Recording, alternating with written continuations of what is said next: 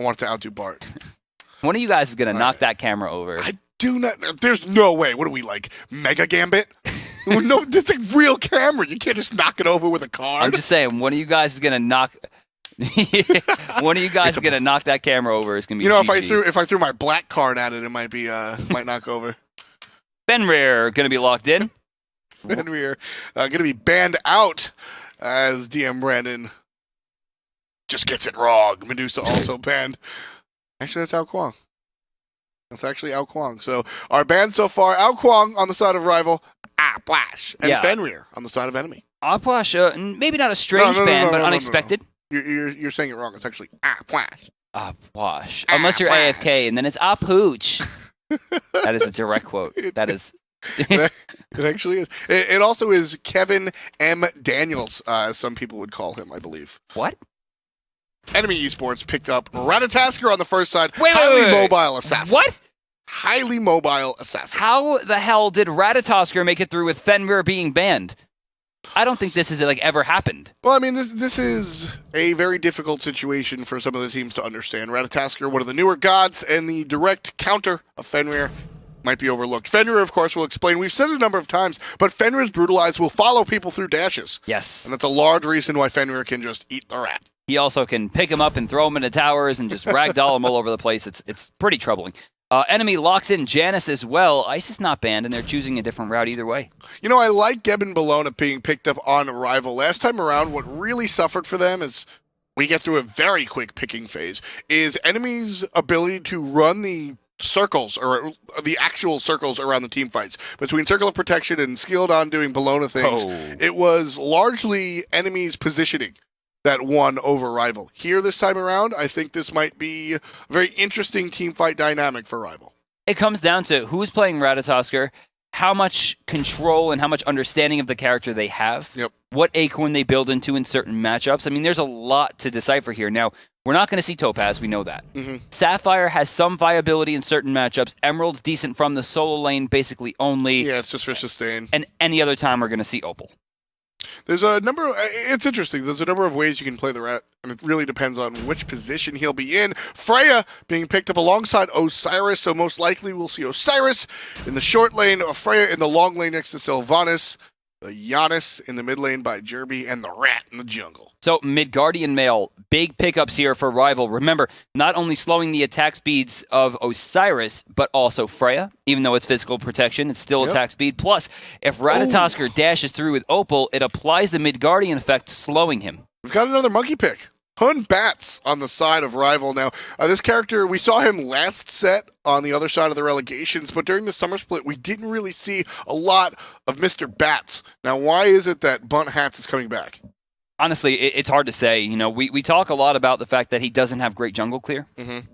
But with proper rotations, it shouldn't be that much trouble. We saw him played earlier on today by, I'm pretty sure, Sikandara or Homiefe. Had an amazing set. It's to me, this is all about execution, more on the side of timing. Fear no evil. If you use it at the right time, it is fantastic. However, if you use it at what seems to be the right time and then lose the team fight, it's not so good. So Skilledon has opted into Red Pot here. A little bit strange considering that Ratatasker does not need help in the jungle at all.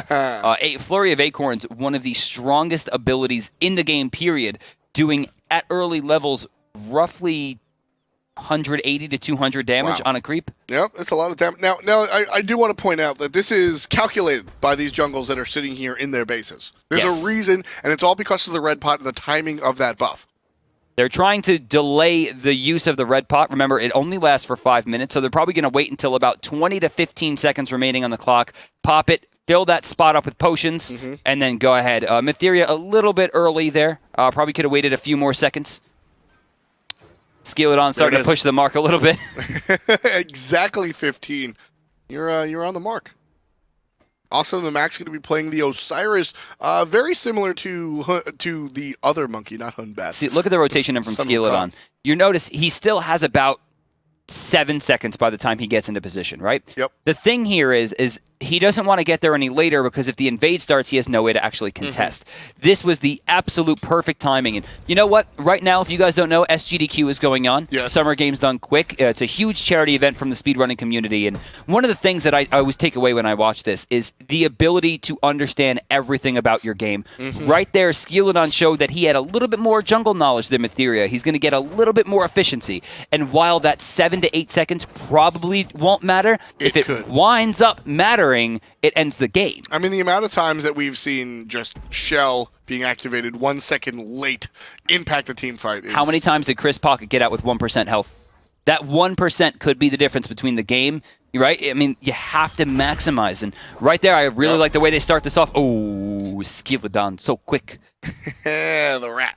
So mobile. One of the most mobile gods in the game, I would say. Now, I want to see if he's going to do the European or North American starts. Now, in North America, both teams are generally going Opal from the jungle, right? But what will happen here is Europe usually goes into boots completely first while maxing their 3 for damage, whereas North America levels Dart on the way up and just gets the Opal as soon as possible. Difference of playstyles. And so does that have anything to do with the rest of the meta? I know that supports are probably the biggest difference between North America and Europe. More aggressive on the side across the pond. I think it comes down to the fact that Europe feels they're getting more damage out of it, whereas North America feels they're getting more damage out of the Opal. Beautiful pull. Geb, very quick, though. Met Yankee, beautiful shield right after. Although, maybe a little bit early. He could have cleansed the CC. Instead, just gives him the damage reduction. It's that speed, that reaction time. Met Yankee's too good. There's something in the water. You know who else is from Long Island? Who? Jeff Handler. No, Jeff is from Calgary or Toronto or something. God. The old Canada joke. It just won't die. It's not a joke, man. It's not a joke? He's from Canada. I mean, he's from Long Island. I've been to the house. Wow, I guess after winning Worlds, he just bought a summer home in Long Island. I'm done, ladies and gentlemen. 2 minutes in, and enemy is 1 game up. And the solo lane. Why? He didn't all... What? He didn't take that? That was Yum Yum that City. Was a kill? I mean, like, he needed one more creep to hit level 5. Austin to the max was still level 4. He didn't have an escape. Bologna maybe didn't have the kill, but she had enough pressure to force him back to the base, and she didn't take it. Skeleton and Materia going to see each other here. Actually, I don't think he saw Myth. No, he did not. In comes Hun Bats, level 5, but Skeleton on the backside, dashing in, does some damage. Not enough. Austin the max just needs some help here for the clear. Now, Osiris, basic attack god, Bologna with the heavy disarm. Talk to me about this matchup. Well, you'll see that she's still leveling Bludgeon, which means she's still looking for clear potential and damage, not trying to shut him down directly. But at the same time, you should know she has a disarm, she has block stacks, she has the ability to jump out of danger. It's not a direct counter matchup, but it's very hard for Osiris in the early game. Yeah, but that is going to be great. Judgment Tether hits 2, but Awesome, Hunbats hits 2 as well. Up in the air is the rat. Awesome Max gets stunned. Still a good fight on the side of enemy. It's just a matter of how they close it. Very low are 2 members. You've got Awesome very low, Skeleton very low, and he's even lower as Unrelinquished sends him back to the base with the hammer for first blood on the side of Team Rival. You know, there's just no worse feeling in Smite than when you start to have an advantage in the lane and you think you're going to win the team fight and you run out of mana. Right? Skeleton had that. That was his, and then he just started using spells and using spells. Your bar at the bottom just turns red, so does your face, and you just can't do anything. It's the absolute worst feeling in Rival.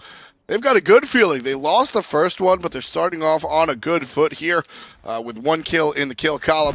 4 minutes in, right-hand heartbeats also going to the red team. I want to point out, too, that Skeleton's dashes have been a little bit off the mark. He's getting the damage off, but he's hitting every single time 2 people. He's not hitting one person, 2 people. He's going 2-2, losing the dash, right? And then not having a way to counter-initiate. He's not baiting them properly. He's not utilizing that speed and that dash effectively. And what's great about that is that Unrelinquished is recognizing this. He's spacing himself perfectly, putting himself on top of Materia to say, if you use this dash, we're making sure that you're dead. I mean, don't forget, this is also the newest god available in competitive play, so that could have something to do with it. Not a lot of people have. Him and Nox came out at the same time. Nox has come out like 4 times at this point in the game. Let's be realistic. God is different every month. I would like to see Nox, by the way. I think Nox is in her current iteration. Yes, really good. I love the mechanic of her being able to dash inside of a teammate. I think that becomes very, very interesting as far as some of the other mechanics we have. If Naja ult. Yeah, right? Yeah. Right? Or anything. Just Thanatos ult while she's being ulted by Athena. Oh, boy. Right? Yum. Right side, awesome to the max, though. Getting kind of handled here on Relinquish, showing that he's not afraid from last game. Judgment Tether there, not going to find the stun, but it did slightly reduce the damage of the bludgeon that he could not dodge at that stage. So not a great play, right? But he does get some defense. Yeah, I mean, just character knowledge, very important. Yeah, and also the max pushed out on his tower. This is sort of what we expected. Bologna with some of the best clear in the game, and Osiris doesn't really come online till a little bit later, unlike the Sun Wukong we saw Awesome play in the first match. Awesome to the max realizes that he can't back there without risk of losing his tower. He's going to have to ult. Yeah, Bludgeon not going to swing. I don't know why he took that second tower shot, but he does. Spirit Gun, not going to hit. Oh, that's unfortunate, but the cards are out, and on the left-hand side, enemies on the right-hand side, but Team Rival got the notice as well, and they're going to look at Freya. Right-hand side, unrelinquished, getting very low skill. You greedy. Also, Max gets the kill, and this is what we're talking about. Make them pay. Materia picks up the support. Chris Pocket. If you rotate to solo, someone else goes and fight duo. That's how it works. Very surprised to see not the immediate Gold Fury call. They have no way to stop this. It's the triple beam balance that is SMITE. When it gets too heavy on the right-hand side, the enemy team will counterbalance. So you want to be, when you go for those ganks on the solo lane, specifically because Gold Fury is on the side of the long lane, you want to be in and out real fast so that when you get the kill, the repercussions are just not that much. Jervy by himself here against 3, but they're backing off. Not really much to do in the jungle. You're going to see Humbots rotate over to solo.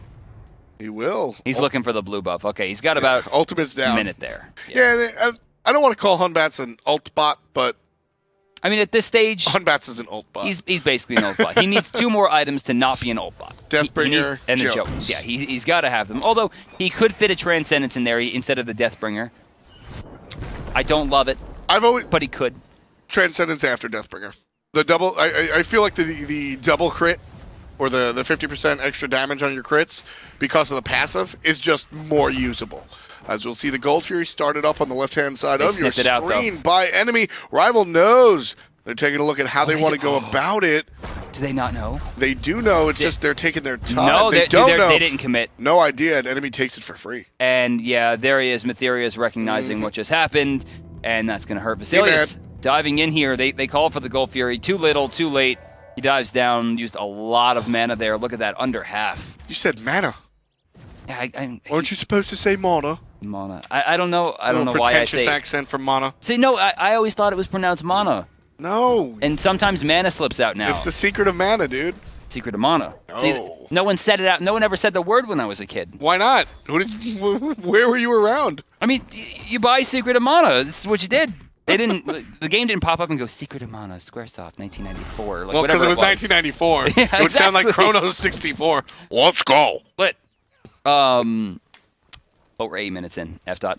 And realistically, the Gold Fury just brought enemy back into this. I mean, they weren't too far behind. In fact, it was very close. But now they have a 500 gold lead, 1,000 experience difference. We have a dead even game for all intents and purposes. Very much so. And this Freya in the left-hand lane, Turtle Man, I like what I see. I love to see a wide pool. Medusa and Freya being played by this new player is very, very exciting to me.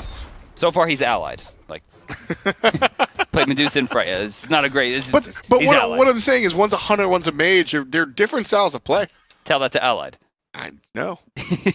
he'll respond in like some anime language. What? Come on, man. What? What the? Yeah, there it is. Mid lane will ride along with Best and Skilladon. So much time spent in the mid lane by the junglers these days. Yeah, Skilladon going to rotate down with Jerby. As you can see, they're kind of just buddies at this point. Yep. Making sure to use that Bumbus Mask as much as possible. Both him and the other jungler here, talking about Materia, very close in gold. Very close, actually, as we take a look. They're separated by 70, if that. It's very, very exciting to see just how close these junglers are. Materia proving that he is a long-time player and ready to step up. I think coming into this, the analysts looking at all 4 of these matchups we have for relegations. Tomorrow, we'll see the Night's Watch defend their spot as well as upcoming stars. I think Rival is one of the most likely that could take away an SPL spot here by a lot of our people here at High Res. Left side camp's going to enemy once again. Right side's yet to respawn. Awesome to the max once again getting pushed under tower. Gold in hand, Hindu Man, if you don't mind. Awesome to the max sitting at about 800. Could look for Smithy's Hammer here. He could also be going into Frostbound. Frostbound probably going to get him the most use for chase down and kills, especially with a Ratatosker. I mean, also, Frostbound just works so well with Judgment Tether. You tether somebody that gets stunned later, Frostbound ensures it. But Frostbound Armor is also a likely pickup for Ratatosker. It's actually his best item. Oh. Period. Because of the on-hit effects from the dash. Right. You're applying not great damage, 25, but you have a ton of health to allow you to escape more. It's slowing attack speeds, allowing his team... Everyone just gets slowed. What? Everyone just gets slowed. And everyone gets slowed. It's super obnoxious. It turns Dart, the most obnoxious move in the game, to the worst move in the game. And there's the Hunbat's ultimate, but again... What just happened there? Great dash. That was the weirdest interaction. Skeleton able to escape. Yeah, Hinduman's like, no, I don't know. And there's a slap fight in the short lane. Unrelinquished taking a little... It's a little bit more damage-oriented than it was last time around, but still Warrior v. Warrior. I wonder if Jerby has been spotted yet. One of the benefits of having a high-level computer, or a very strong computer, by the way, is the ability to turn on shadows and see the shadows around walls. In the side comes the ultimate from the Roma Invicta underneath the tower. Yeah, he's done. And that's a death. Awesome to Max with a kill. He's now on the board for the second time, 2-0-0. Reached the slash line for the solo later, out of enemy. Mytheria on the left side, no way to help that one. Just picking up the purple, it seems, and you're going to see that to go to Vesalius. Enemy and team rival still 2 kills apiece at 11:30. Wow. Yeah, that's a lot. 11:30, it's very, very, well, it's not a lot. Well, I mean, like 2 games ago, we saw like 17 kills in 15 minutes, and now we've seen 4 in 12. Like more that. Calculated. I mean, what would you really chalk this up to? Is it the difference in God choice? Ymir is much earlier than Hunbats, or is it the respect? Think Rival is just a much more aggressive team, and after getting kind of bodied in the last game, they're paying a little bit more respect to their opponents. Yeah, I think it's on that side as well. It's just a matter of being a little bit more choosy about when you want to go in. Skeleton on the Rat has been doing things, but maybe not as much as we've seen some of the other Rat players. Awesome to the Max. Still doesn't have that Runeforge online. You can see it is built completely for Unrelinquished, who goes back into the jungle to pick up the blue. Level 12 right now compared to Awesome's level 14. Awesome has been kind of the key here, as well as Jerby, 14-13 over the best. Yeah, Jerby is really, like I said, on an upswing from the summer, and now might be the wrong time to say that. Mytheria picks up the kill with a shockwave. A lot of work done by Hunbat's Mytheria. We're going to see, it looks like Skeleton head back to the... No! He will head back to the base, but not from his own accord. He was shopping in the mid lane, lazy backed, and Best took him down cleanly. Best, doing best things. Oh, look at this. Gold Fury for Rival. Looking at it. They're going to notice this. Turtle Man. We've got Awesome with Max rotating here. Turtle Man is here as well. Great banish, but in comes the Wrath of Terra. 4 people in the sky. An enemy's going to try and put them in the dirt. Awesome to Max is surrounded by red jerseys. One more shot. Is it good? And it is. The Best gets the kill. And now all that's left is Turtle Man and Chris Pocket. So the big thing there, Mytheria gets very low, jumps out, right? I don't understand why, but Chris Pocket started walking away from that fight. He got scared of the circle of protection, as he should have, but he never went back into body block or to peel. Awesome to the Max was left alone. Banish was already on cooldown. Freya doesn't have enough damage at this stage of the game, and they just got burned. I mean, Team honestly, Rival did not go for the gold. I could see that. I mean, they still don't want to try without Mytheria there. Still being careful. Although they could go now. Mytheria has his ult up. Would pretty much guarantee it. Not gonna do it. It looks like enemy spread out as well as Rival. Rival on the left-hand side of the map, but with the back coming out of Gab, I think that pretty much secures that they won't be visiting the Gold Fury anytime soon. But our incumbent, 3 kills above the SPL hopeful.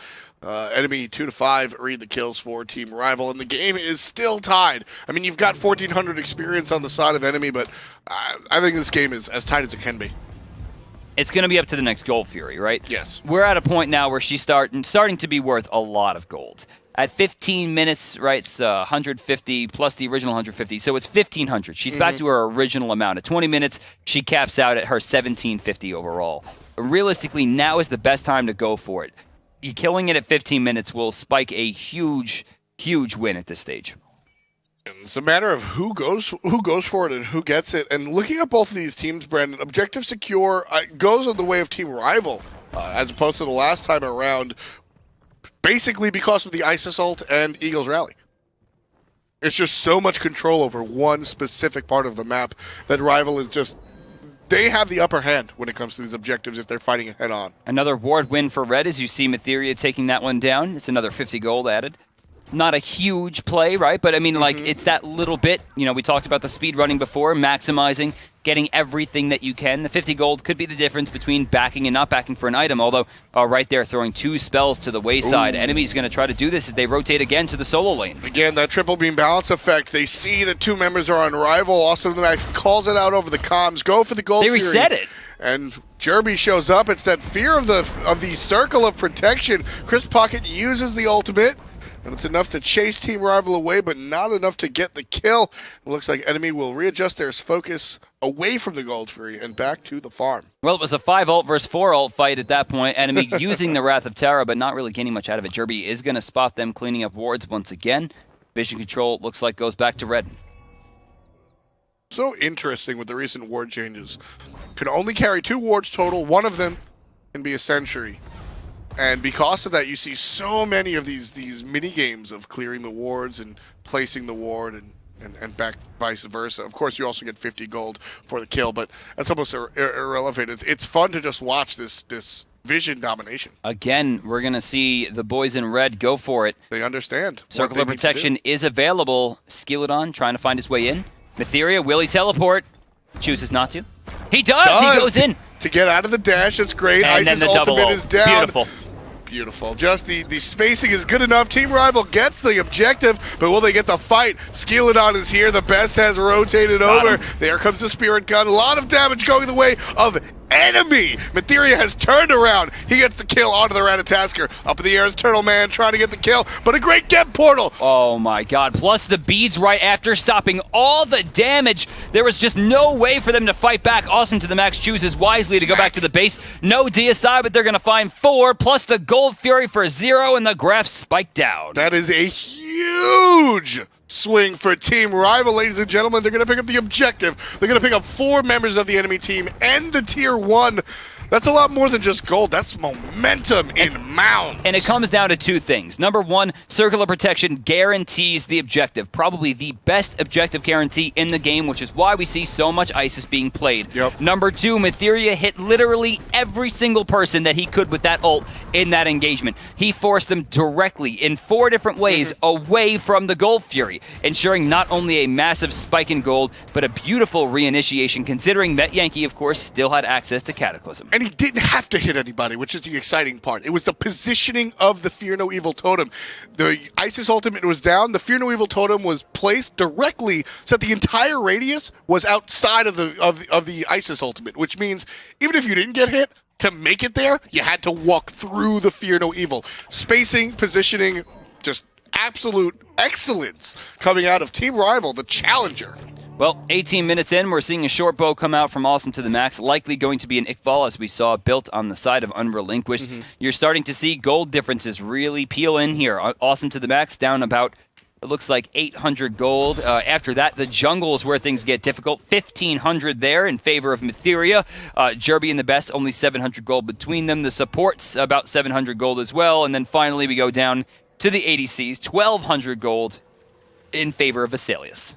So after we see this attack speed item come out from Osiris, are we going to see the chin size? They've been brought down from 8 million gold to 2850. Is it because that used to be the name tag on Osiris, chin size? It's true, but remember, they also lost a little bit of efficiency since they did. When he used to buy them all the time. It's still a good item. The issue is Bologna can just disarm him and stop all of the effectiveness. Right. For me, I just don't like I don't like the targets on the enemy side. You've got Unrelinquished and you've got Met Yankee. Other than that, your chin size aren't going to be doing a lot of work. If there was a Ymir jungle, I'd call for it. Yeah. But because of the enemies, I think chin size is more situational. And right now, he got the ult for ult. Not a bad trade here, considering we are seeing a golden bow come out from Skilladon before a Frostbound Hammer. A little bit strange, but I do like the golden bow pickup. Definitely one of my favorite items on the character. I don't know if I'd call that a win. Team Rival's going to look towards the mid lane. Ultimate Met Yankee underneath it. Skilladon. Now it's a win. Well, now it's a win because he's got no escape. And the rat's going to fall. 4 members of Rival take the tower. Quite a different tune than we saw in the first game. Now, If they did not get that kill out of the Ratatasker, I would have called that a loss because I think that Fear No Evil is a stronger ultimate. But if you're gonna kill the guy with no escape immediately after you make him burn it, that's a definite win. The blink hit. Judgment Tether looks like not going to do enough there. Forced to jump away. Lord of the Afterlife has been used, and a beautiful Eagles rally to follow up there from Unrelinquished. They're trying more. Nice Spirit Ball, forcing the beads out from Jerb as well. They're going to be pushed back, but look at Vesalius. No fear against 3. Vesalius diving in the back line, just providing some spacing, immediately turning around, getting the objective, and we'll see the teams walk towards the Fire Giant. No, they're going to go towards the right side of the map. Honestly, not the worst call considering the fact that Jerby could have just drop-shipped his entire team right back into the fight. Maybe they were keeping track of that. If they didn't know the ult was up and they chose to do the tower, I would say that's probably a missed call. If they did recognize, then you got to say that that's just great communication. I mean, we're seeing top-level stuff, and they're going to fight one more time. Fear No Evil is good, and it's going to make one person turn around. Awesome to the max is all by himself. Banish will set up some of the kills. Skilldon's in the air. Where's he going? Right on top of the best. Matheria and Vesalius and Unrelinquished turn it around. Jerby makes the monkey pay for it. There's 3 alive on the side of Team Rival, and just Chris Pocket. He's looking at the wall. He's got nothing, folks. This is the Tier 2 and Fire Giant. Yeah, I don't know why they decided to aggress there. They shouldn't have walked in so close together through the choke point. I mean, that's a very amateur mistake that we see a lot, during Challenger Cup. And realistically, enemy should have been smarter than that. We usually see much better play calling than that, but they rushed in to a bad spot. Skeleton definitely should not have reinitiated into, a Geb Apollo at that point. Bologna still has her ultimate available. Chris Pocket. Okay, Chris Pocket is enough to deter Rival from doing this Fire Giant. I figured they were going to bait him and try to go for the kill.